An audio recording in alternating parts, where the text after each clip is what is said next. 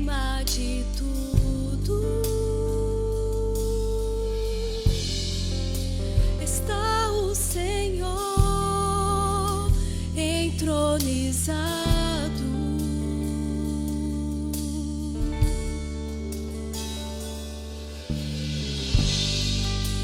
Os anjos e os homens, os céus e a terra,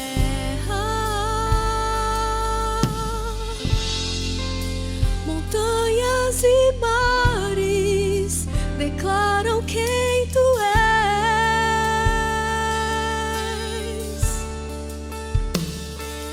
Tu és Senhor e Rei, governa sobre o universo, justo e fiel, vestido de glória e poder, coroado estás, pra sempre reinarás,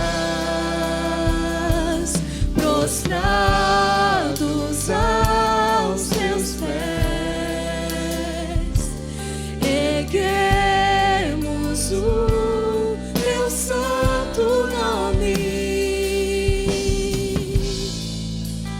em adoração.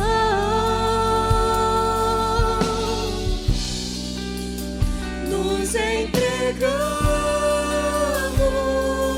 a ti, toma o teu lugar e habita entre nós, ó Santo Deus.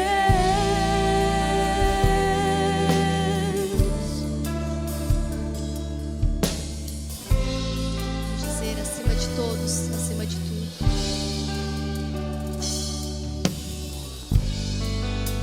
Acima de todos, acima de tudo está o Senhor entronizado.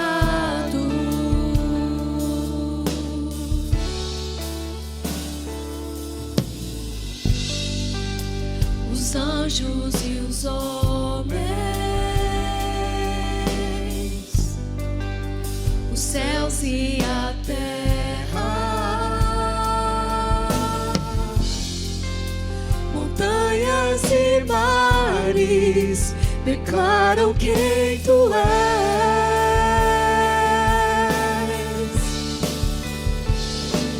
Tu és Senhor e Rei, governa sobre o universo, justo e fiel, vestido de glória e poder, coroado estás, pra sempre reinarás, prostrados aos teus pés, erguemos o teu santo nome em adoração.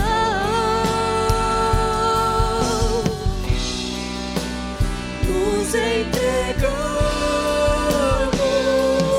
a ti, toma o teu lugar e habita entre nós,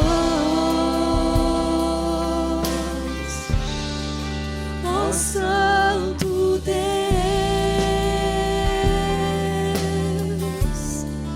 ó Santo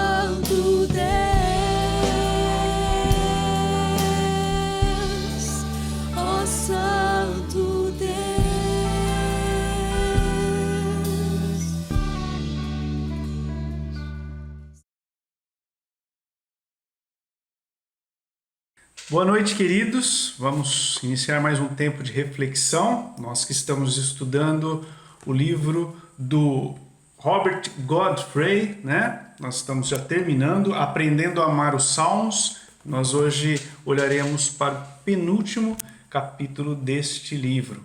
Então, nós olharemos para uma reflexão no Salmo 149. Então, vou primeiramente fazer a leitura deste salmo com os irmãos. Salmo 149. Aleluia! Cantem ao Senhor uma nova canção, louvem-no na assembleia dos fiéis. Alegre-se Israel no seu Criador, exulte o povo de Sião no seu Rei. Louvem eles o seu nome com danças, ofereçam-lhe música com tamborim e harpa. O Senhor agrada-se do seu povo. Ele coroa de vitória os oprimidos. Regozijem-se os seus fiéis nessa glória e em seus leitos cantem alegremente. Altos louvores estejam em seus lábios e uma espada de 2 gumes em suas mãos, para imporem vingança às nações e trazerem castigo aos povos, para prenderem os seus reis com grilhões e seus nobres com algemas de ferro, para executarem a sentença escrita contra eles. Esta é a glória de todos os seus fiéis. Aleluia! Então, nós temos aqui o Salmo 149 e o foco deste salmo está exatamente na fidelidade redentora de Deus na aliança da graça. Essa fidelidade redentora de Deus é onde que o foco das palavras do salmista se encontra aqui. Então, lá no Salmo 148, né, o salmo anterior, nós vimos a extensa referência à fidelidade de Deus na criação. Aqui nesse salmo o tema é tratado de maneira bem breve, né? Alegre-se Israel no seu Criador, então a menção do Deus Criador. O foco é mais o desenvolvimento do tema, realmente, da fidelidade de Deus. E aqui a gente vê um salmo que é um salmo que traz conforto para o seu povo. Ele conforta o povo de Deus com a imagem da vitória, a vitória dos santos sobre os seus inimigos através das misericórdias da aliança que Deus fez com este povo. Então esse salmo ele responde à oração que termina lá o livro 4, lá no Salmo 106, versículo 47, onde nós lemos: Salva-nos, Senhor, nosso Deus, ajunta-nos dentre as nações, para que demos graças ao teu santo nome e façamos do teu louvor a nossa glória. Então aqui Deus é louvado com a nova canção na Assembleia dos Santos em adoração, uma adoração oficial. Ele também é louvado, a gente viu no Salmo, através da dança, uma dança que acompanha a vitória militar. A gente viu isso ali no versículo 3. E na devoção privada e individual dos crentes em seus leitos, no versículo 5. Então, uma forte convocação aqui ao louvor a Deus em resposta à sua fidelidade pactual. Aqui também o cumprimento de promessa. O Senhor agrada-te do seu povo, ele coroa de vitória os oprimidos. Então Deus já havia prometido que seria seu Deus e eles seriam, o Israel seria o seu povo. Isso lá anteriormente, essa promessa já havia acontecido, né? Já tinha feito essa promessa e aqui então a gente percebe o cumprimento dessa promessa. Então, nós vimos a menção da expressão uma nova canção, mas vimos também que é mencionado que o povo louvava ao Senhor com danças, né? Então, a dança mencionada aqui nesse salmo, ela é uma expressão de alegria, a expressão de alegria do povo. Era uma expressão de alegria em meio ao povo de Israel. Ela parecia fazer parte das celebrações que o povo ele tinha, né, no ano. Então, celebrações da colheita. Então, o povo dançava, de alegria, percebendo a fidelidade do Senhor. Lá em Juízes, no livro de Juízes, no capítulo 21, dos versículos 19 e 21, nós lemos assim, esse texto é mencionado pelo autor do nosso livro. Então, em Juízes 21, 19 e 21, nós lemos: Há, porém, a festa anual do Senhor em Siló, ao norte de Betel, a leste da estrada que vai de Betel a Siquém, e ao sul de Lemona. Então mandaram para lá os benjamitas, dizendo: Vão, escondam-se nas vinhas e fiquem observando. Quando as moças de Siló forem para as danças, saiam correndo das vinhas, e cada um de vocês apodere-se de uma das moças de Siló e vá para a terra de Benjamim. Então aqui é uma menção, né, no contexto do livro de Juízes, onde as moças saíam para as danças. Então a dança das mulheres. E essa dança parecia ser também parte comum das celebrações de vitórias, das vitórias militares, quando aconteciam as vitórias militares do povo de Israel. Então nós vemos, por exemplo, isso acontecendo também quando Miriam conduziu as mulheres de Israel a celebrar a derrota do exército do faraó com tamborim, dança. A gente vê isso lá em Êxodo, no capítulo 15. Mulheres dançaram de alegria pelas vitórias de Saul, de Davi, em 1 Samuel 18, 21, 29. Então, diante de um sucesso militar, Israel louvava ao Senhor com danças. Então, essa menção de danças aqui tem todo esse contexto da realidade do povo de Israel. Nas Escrituras, nós não vemos o povo dançar como parte da adoração oficial do Senhor. A única vez que isso acontece foi quando o povo dançou em torno de um ídolo lá do bezerro de ouro, lá em Êxodo 32. Então a dança não era parte da adoração de Israel, mas era uma expressão de alegria em ocasiões especiais na vida do povo, né? Ali no nosso salmo, no versículo 6, na parte B, até o versículo 9, nós vemos um foco no servir ao Senhor. Os santos serão vitoriosos em seu serviço a Deus. A vitória dos santos é a vitória de Deus, que é o seu rei, o Deus como rei, né? O autor do livro também menciona Deuteronômio 32, 39 a 43. Então, vou ler para os irmãos esse texto, 39 a 43 de Deuteronômio 32. Vejam agora que eu sou o único, eu mesmo. Não há Deus além de mim. Faço morrer, faço viver, feri e curarei, e ninguém é capaz de livrar-se da minha mão. Ergo minha mão para os céus e declaro: juro pelo meu nome que, quando eu afiar a minha espada refulgente e a minha mão empunhá-la para julgar, eu me vingarei dos meus adversários e retribuirei àqueles que me odeiam. Embeberei as minhas flechas em sangue enquanto a minha espada devorar carne. O sangue dos mortos e dos cativos, as cabeças dos líderes inimigos. Cantem de alegria, ó nações, com o povo dele, pois ele vingará o sangue dos seus servos. Retribuirá com vingança aos seus adversários e fará propiciação por sua terra e por seu povo. Então, mencionado esse texto em Deuteronômio, mostrando que o Senhor opera, Deus opera através de seu povo para alcançar vitórias, né, sobre inimigos naquela época do povo de Israel. Então, Deus operando através do povo para que vitórias então fossem alcançadas, né? Essa linguagem de vitória é presente nas Escrituras Sagradas, mas não só no Antigo Testamento.